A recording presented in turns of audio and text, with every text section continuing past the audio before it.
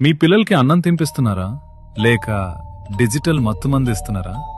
ప్లేట్లో ఉన్నది అమృతమే కావచ్చు, కానీ వాళ్ళ కళ్ళు చూస్తున్నది ఫోన్ అనే విషయం. ఆ స్క్రీన్ వెలుగులో వాళ్ళ అన్నం తినడం లేదు మావా, ఒక హిప్నటైజ్ చేయబడిన రోబోలా యాంత్రికంగా నోరు తెరుస్తున్నారు. సైన్స్ ఏం చెప్తుందో తెలుసా? మెదడు కార్టూన్ లోకంలో బిజీగా ఉంటే కడుపుకి ఆకలి సిగ్నల్స్ అందవు. దీన్నే మైండ్లెస్ ఈటింగ్ అంటారు. వాళ్ళు ఏం తింటున్నారో వాళ్లకే తెలీదు. దీనివల్ల భవిష్యత్తులో ఒబేసిటీ, డయాబెటిస్ మరియు జీర్ణ సమస్యలు వాళ్ల శరీరాన్ని తినేస్తాయి.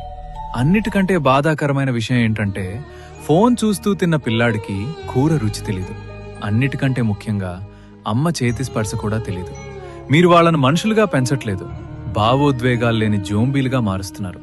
ఆ స్క్రీన్ మీ బిడ్డను మీ నుంచి దూరం చేస్తోంది. 2 రోజులు ఏడ్చినా పర్లేదు, కానీ వాళ్ల భవిష్యత్తుని నాశనం చేయకండి. అన్నం తినేటప్పుడు నో గ్యాడ్జెట్స్ రూల్ పెట్టండి. వాళ్లతో మాట్లాడుతూ కథలు చెప్తూ తినిపించండి. ఆ బంధాన్ని కాపాడుకోండి. తల్లిదండ్రులందరికీ ఈ వీడియోని ఇప్పుడే షేర్ చేయండి.